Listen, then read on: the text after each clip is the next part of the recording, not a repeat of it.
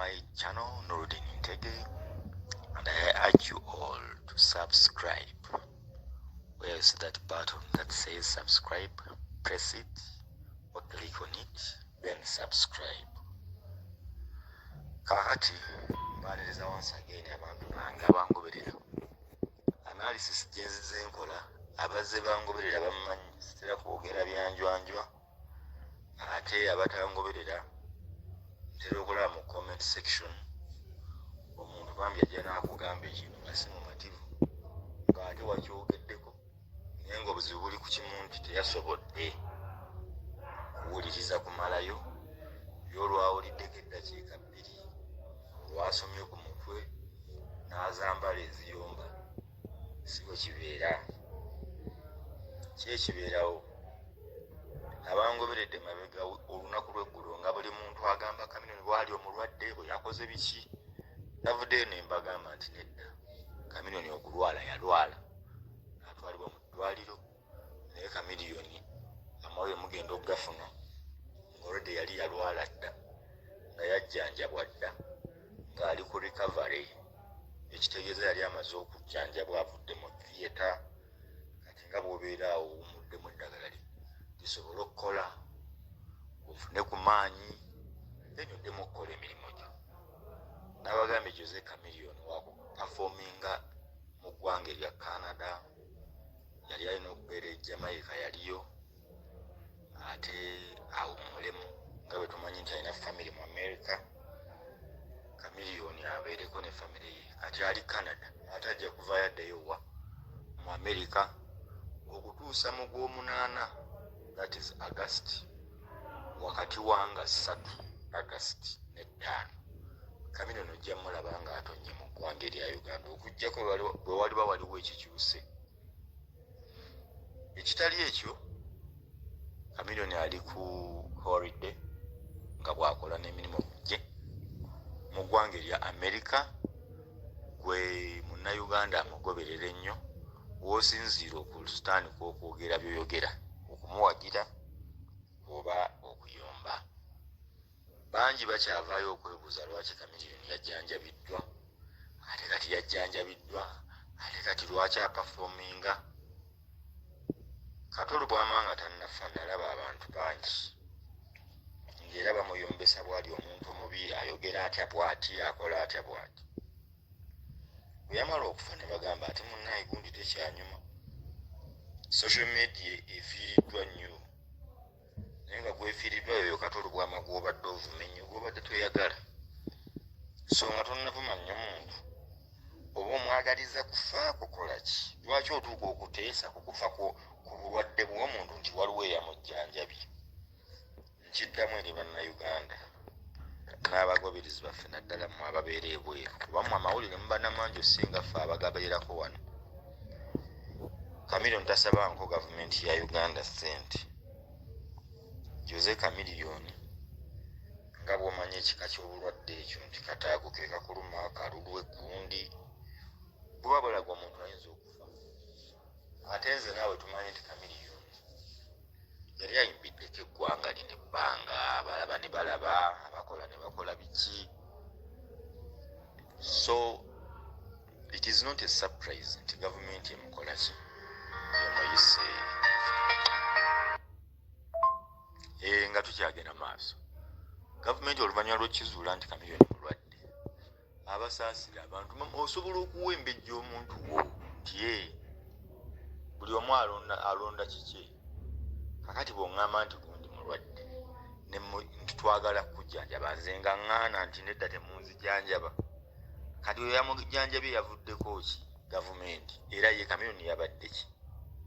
Ennyimba ennungi ze yatuyimbira zibasiima ogenze Bayuda, tagenda zikyusa agambe nti Bayuda tetuyita nabo, era agenda sigala agamba Bayuda tuyita nabo, era agaye basiima ogenze. Kati ndoza oluyimba lwemusinga okwagalamu lwabasiima ogenze, mwagala amala okufa mulyoke mugambe ekituufu. Bannange twafiirwa nnyo. Nze bannange Chameleon bw'aba tayimbye mu Uganda temuli muyimbi asinga Chameleon. Byonna nga mubyogera tuli oba Seguku oba National Theatre oba wayo gyaba tukungubagidde.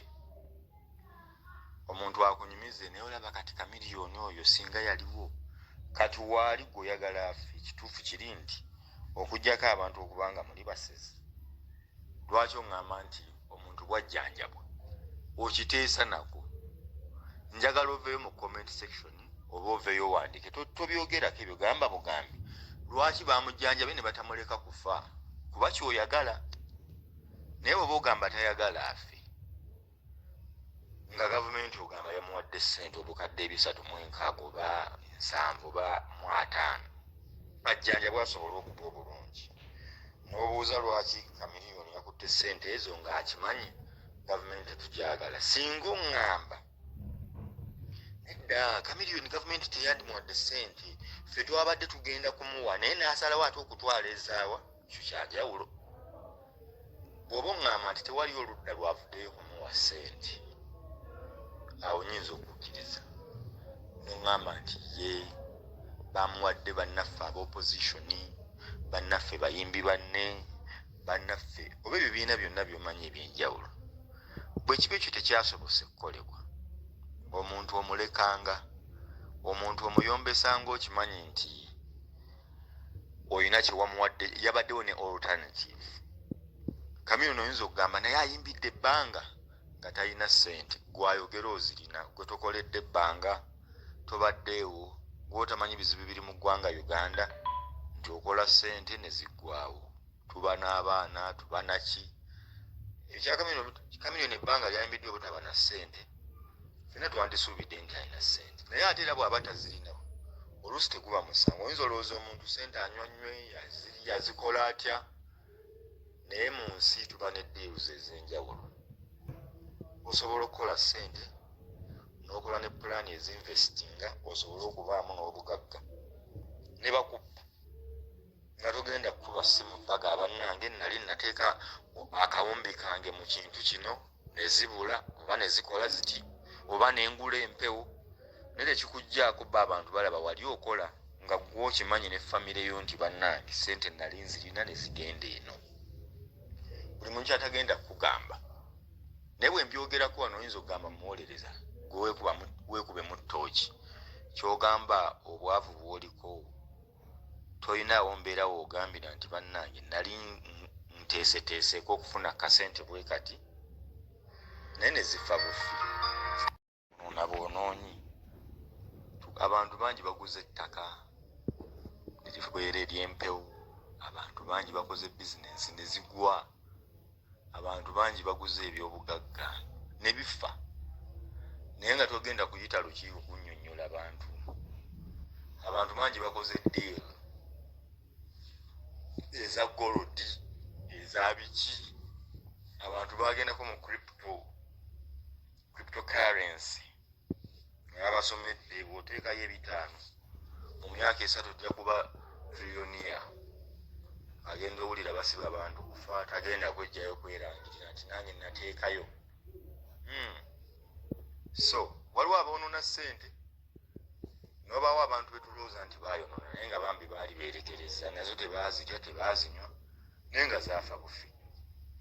Ate n'obaawo abatafunanga ku ssente nga gwolowooza omulimu ogwo gufuna naye nga tegufunanga bw'okirowooza, because needs demands bingi. Naddala okusurvivinga mu ggwanga Uganda. Mu Uganda nabagamba tukula tusikira bizibu. Olutandika okukola nga bakuwa AK-47 wuuyo mulabirire, wizo wuuyo. Gwomanyi abantu Chameleon baalabirira okuva ku wizo manizo paka ku nsi etambulira okwo. Kirowoozeemu nga tonnakola ataaka.